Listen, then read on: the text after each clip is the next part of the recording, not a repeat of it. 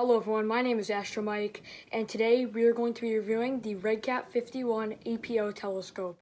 Alright guys, so to start off this video, we're first going to look at the RedCat, and here it is. There's two versions of the RedCat. There's the RedCat71 with a longer focal length, and here we have the RedCat51 with a shorter focal length of 250 millimeters. I currently equipped it with this camera right here. This is the 183 MC Pro camera. It's a cooled camera. It works perfectly with this RedCat51.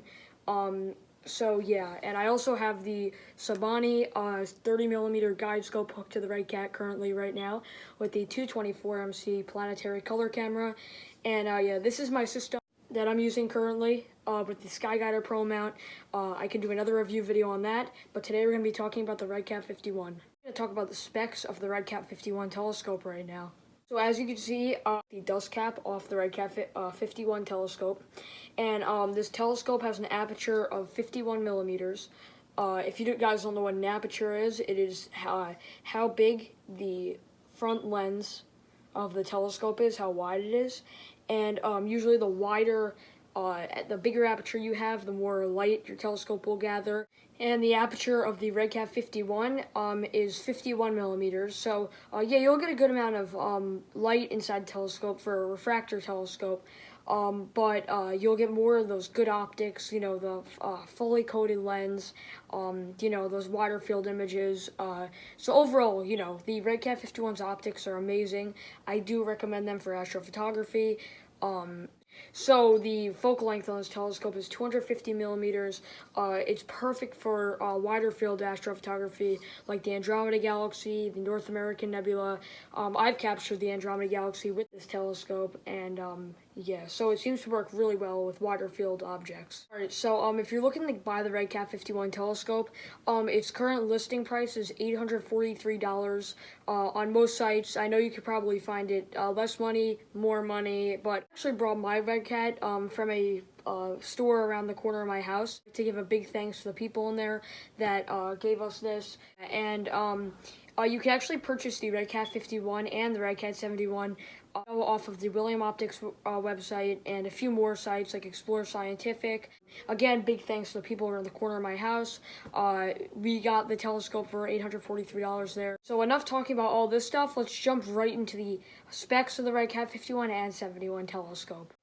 So as you can see, I have the telescope right here, and if I take this dust, this is how the telescope will look when you buy it.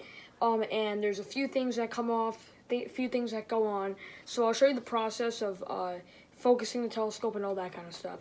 This is the dust cap that comes with it, and it actually comes with a Beatov mask. If you guys don't know what a Beatov mask is it's this, it's these lines in the dust cap, and it comes off, it screws off here. And here's the piece that will screw onto the Beatov mask, and here's the Beatov mask. So now, you guys are probably wondering what the Beatov mask does. So the Beatov mask actually helps you focus your telescope, and they'll look like the shape right here of this. And once you see those lines all meet up and become as they look right here, then your telescope is basically focused. Now, I actually don't use the Beatov mask a lot. I'm lazy. If you want to get those fine tuning adjustments with focusing, then I would definitely recommend using this. Alright, so now let's jump into the focusing process and how to, work this telescope. So before you use this telescope, you're going to want to screw this piece off like this.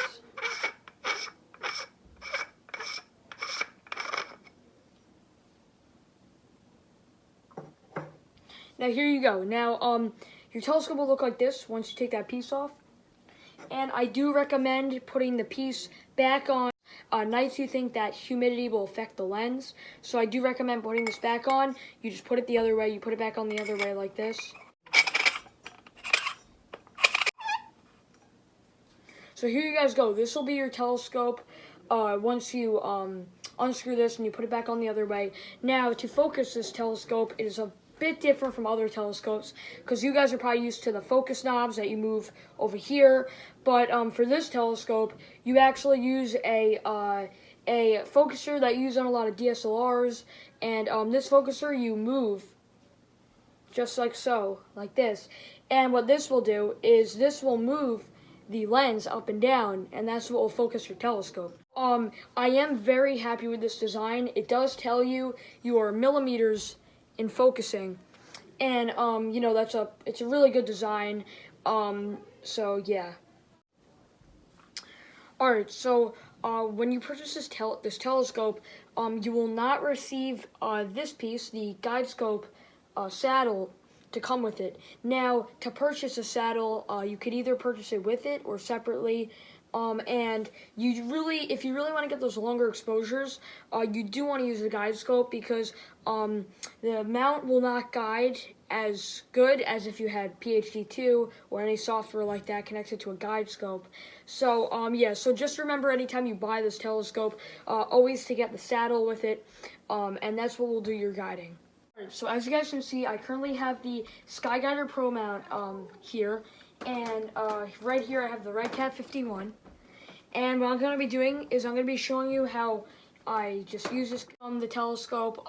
Obviously, your guys' mounts can be different, but for the SkyGuider Pro mount, I definitely recommend it with the RedCat. It works perfectly with the RedCat, and I'll show you how you put it on. So obviously, like all telescopes, you're just going to slide it onto here like this, and you're just going to tighten this right here, and tighten that a lot so your telescope does not fall out. Like that, just like so, and there you guys go. That's your telescope on the mount.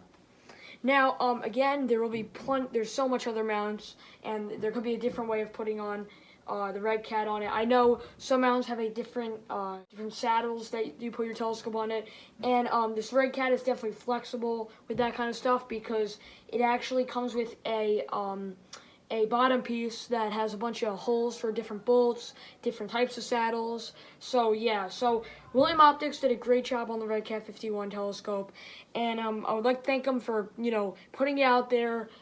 This telescope gave me amazing images, definitely worth the money. If you want to do more deep space images, then I would use the 71, the RedCat 71, which has, again, a higher focal length. This is the RedCat 51. So, yeah, I'm probably going to do another review video on the SkyGuider Pro mount, which is a great mount. And, yeah, so I hope you guys enjoyed the video.